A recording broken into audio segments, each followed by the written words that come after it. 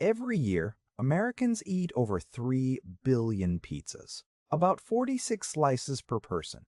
Pizza is the third most popular food in America, behind only hamburgers and hot dogs. But behind that simple slice of dough hides a fruit that was considered poisonous for 200 years, a royal legend built on a proven forgery, and a war that turned a poor Neapolitan street snack into a $150 billion global industry. Pizza's story does not begin in Italy at all. It begins thousands of years earlier, in the ancient world, and then across the Atlantic Ocean, with a small red fruit from the Americas. Humans have been eating toppings on flatbread for a very long time. The ancient poet Virgil wrote in his epic poem the Aeneid about the hero Aeneas and his crew laying out thin wheat cakes as plates under a tree. They scattered mushrooms and herbs on top and ate everything, crust and all. Aeneas's young son Ascanius exclaimed, "Look, we have even eaten our plates." The ancient Greeks made a flatbread called plakous, topped with herbs, onions, cheese, and garlic. The Romans made panis focaccius, the direct ancestor of modern focaccia. But none of these ancient flatbreads could become pizza. They had no tomatoes. And tomatoes only existed in the Americas, completely unknown to Europe until after the year 1492. When Spanish explorers brought tomatoes back to Europe in the 1500s, people did not rush to eat them. They called them poisonous apples and grew them only as ornamental plants in gardens. The strange truth is that tomatoes were not completely innocent. The wealthy ate their food from pewter plates, a metal alloy made partly of lead. The acid in tomatoes reacted with the lead and slowly poisoned the rich. The poor ate from wooden plates and suffered no problem at all. So tomatoes became known as food for poor people in southern Italy, exactly where pizza was about to be born. The word pizza itself is much older than the modern dish. It first appears in written records in the year 997 in a property deed from the Italian town of Gaeta. The document states that a tenant must pay the landlord 12 pizzas and a pig at Christmas, and 12 pizzas and 2 hens at Easter. But the word pizza then simply meant any baked flatbread. The real birthplace of modern pizza is Naples, Italy, in the 18th century. At that time, Naples was one of the largest and most crowded cities in Europe, with over 400,000 people packed into a small area. About 50,000 of the city's poorest residents, called the Lazzaroni, barely survived day to day as messengers, porters, and casual laborers. They lived in tiny rooms with no kitchens and no way to cook. The Lazzaroni needed food that was hot, cheap, and quick enough to eat while walking. They needed food they could buy with pennies and eat with their hands on a street corner. Street vendors appeared carrying large tin boxes on their heads, filled with flatbreads topped with simple ingredients. They would cut a slice to match exactly what the customer could pay. The simplest pizzas were topped with nothing but garlic, lard, and salt. Richer versions had caciocavallo cheese made from horse milk, or small white fish called ceccinelli. In 1734, the oldest tomato pizza was born, the pizza marinara. Its name comes from la marinara, the Italian word for a sailor's wife.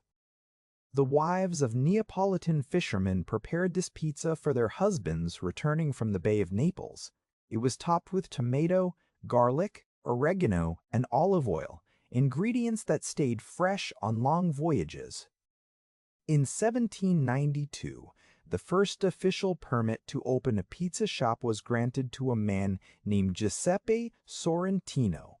By 1799, we have a letter from a pizza maker named Gennaro Magella asking to cancel his debt.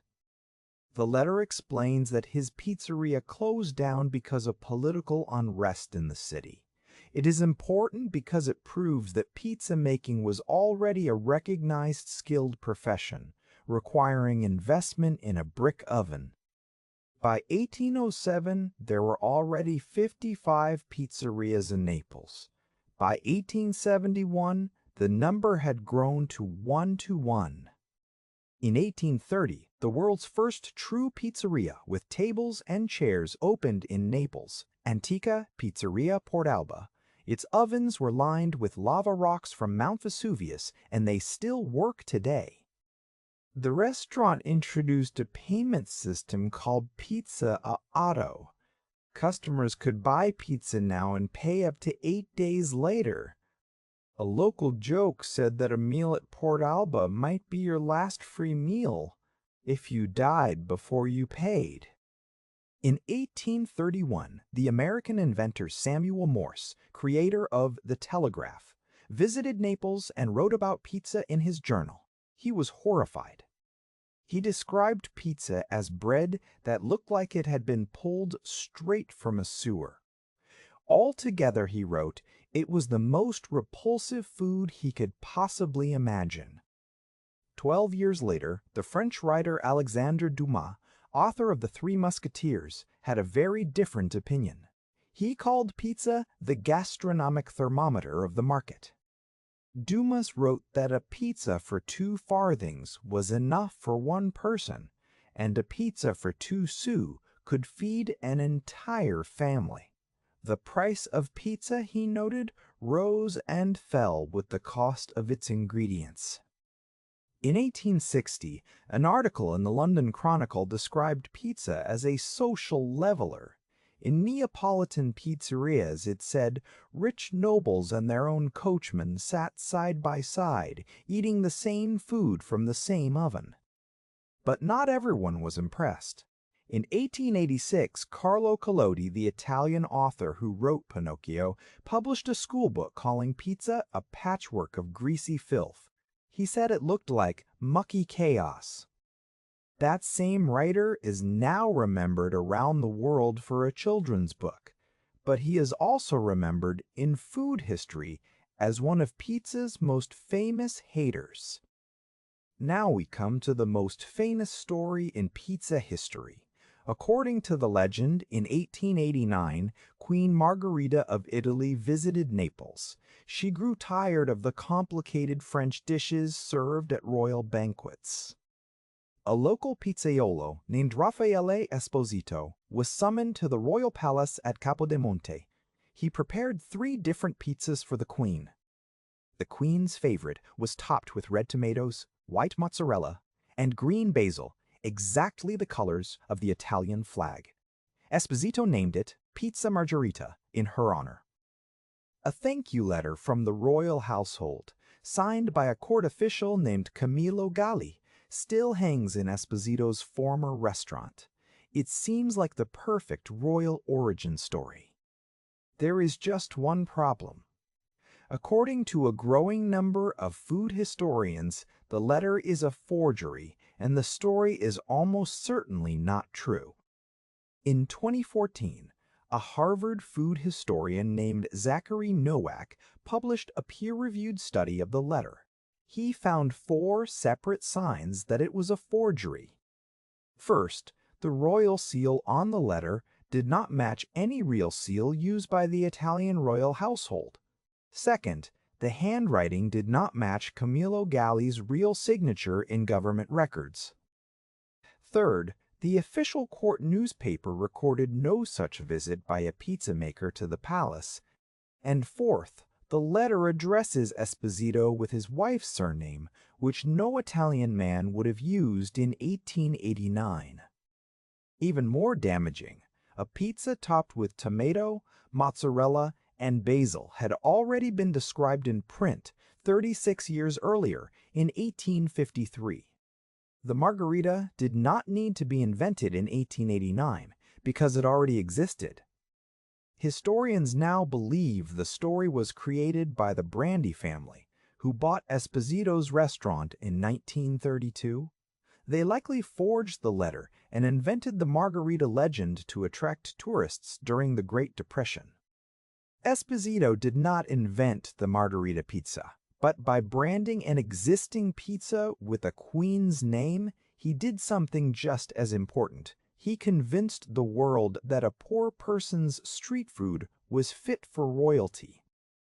While pizza was still struggling for respect in Italy, it began a new life across the Atlantic Ocean.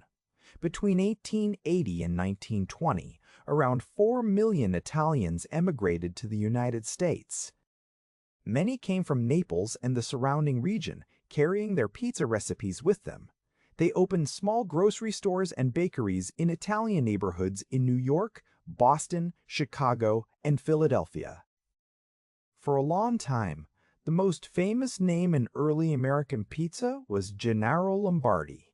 The story says he opened America's first pizzeria at 53½ Spring Street in New York in 1905. But recent research has shown that this story is also partly wrong. Other pizzerias existed before Lombardi's. A man named Filippo Malone had probably opened a pizzeria at the same address as early as 1898. Malone later died without children and was buried in an unmarked grave in Queens. The man who actually first made pizza in America was completely forgotten by history. Lombardi's was still important. It trained many of the pizza makers who spread pizza across America. One employee, Anthony Titono Pero, left in 1924 and opened Titono's Pizzeria in Coney Island, which still operates today. In 1925, Frank Pepe opened a pizzeria on Worcester Street in New Haven, Connecticut. He had immigrated from Naples and sold pizza from a headdress before saving enough money for a shop. Pepe's Pizza became so famous that his nephew opened a rival pizzeria called Sally's a Pizza just down the street. Both are still there today, serving what many call the best pizza in America. Despite this growth, pizza remained mostly an Italian-American food until the 1940s. Most other Americans found it strange and suspicious. Everything changed because of the Second World War. Hundreds of thousands of American soldiers were sent to fight in Italy, and for the first time, they tasted real pizza on the streets of Naples and Rome. When the war ended and the soldiers returned home, they demanded the pizza they had loved in Italy. American bakers quickly learned to make it, and pizza spread across the country faster than anyone had expected. The returning soldiers did more to make pizza popular than any Italian immigrant ever could. One of them, a soldier named Ira Nevin, used his wartime experience to build the first gas-fired pizza oven in 1945, making pizza faster and cheaper to produce. By the 1950s, pizza was popular enough to appear on national television. An episode of I Love Lucy featured pizza, and suddenly the whole country wanted to try this strange Italian dish. In 1953, the New York Times reported that pizza was creating such an enormous sensation that it threatened to rival hot dogs and hamburgers as America's favorite food. As pizza spread across the United States, it began to change into new forms. In 1943, a Texan named Ike Sewell opened Pizzeria Uno in Chicago and invented deep dish pizza. A Texan, not an Italian, created America's second great pizza style.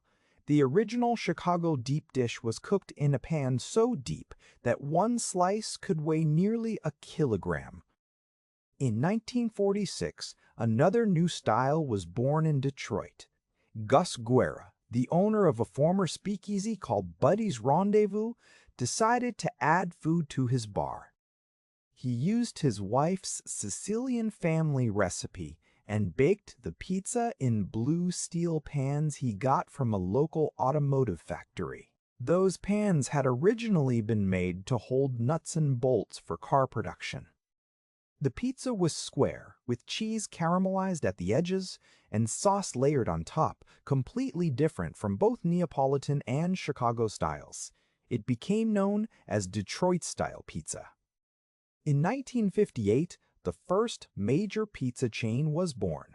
Two brothers named Frank and Dan Carney opened a small pizza restaurant in Wichita, Kansas. They called it Pizza Hut because their sign only had room for 8 letters. 2 years later, in 1960, Tom and James Monahan bought a small pizza shop in Michigan called Dominic's. Tom soon became the sole owner and renamed it Domino's. Domino's built its business on a simple promise: hot pizza delivered to your door in 30 minutes or less. That promise changed the way the world ate pizza. In 1962, a cook in Ontario, Canada, named Sam Panopoulos tried something that horrified pizza purists. He opened a can of pineapple and put it on a pizza. He called it the Hawaiian pizza, named after the brand of pineapple he used. Neither Italians nor Hawaiians had anything to do with it. The world's most controversial pizza was invented by a Greek immigrant in Canada. Frozen pizza also became big business. The first national frozen pizza brand was launched by the Celentano brothers of Newark, New Jersey in 1957. But the most famous frozen pizza story belongs to Rose Totino. She and her husband Jim ran a small pizzeria in Minneapolis, then started selling frozen pizzas in grocery stores. The Totinos sold their company to Pillsbury in 1975. Rose Totino became the first female corporate vice president in Pillsbury's history, all because of a frozen pizza. By the 1970s, pizza had become so completely American that something remarkable happened. American pizza chains began exporting pizza back to Italy. The dish born on the streets of Naples had traveled to America, been reinvented by returning soldiers and Texan businessmen, and was now returning to its homeland as an American product. In 2001, pizza made its most extraordinary delivery yet. A pizza was delivered to the International Space Station, making it the furthest pizza delivery in human history. In 2017, the art of Neapolitan pizza making received the highest honor a food tradition can receive. UNESCO added it to its list of intangible cultural heritage of humanity. 2 million people signed the petition supporting the nomination. Pizzaioli across Naples took to the streets to give away free pizza in celebration. So the flatbread that Samuel Morse called the most repulsive food he had ever seen in 1831 is now protected by UNESCO as a treasure of humanity. In just 186 years, pizza went from sewer bread to world heritage. Today, the global pizza industry is worth over $150 billion. 5 billion pizzas are sold every year worldwide. There are over 100,000 pizza restaurants on Earth. Norway, not Italy, eats the most pizza per person. Americans eat 46 slices per person each year, and December is the busiest month for pizza sales. So the next time you lift a slice of pizza, remember what is really inside it. A fruit that people called poisonous for 200 years, a royal legend built on a forgery, a Texas businessman who invented deep dish, an auto parts pan from Detroit that created a new pizza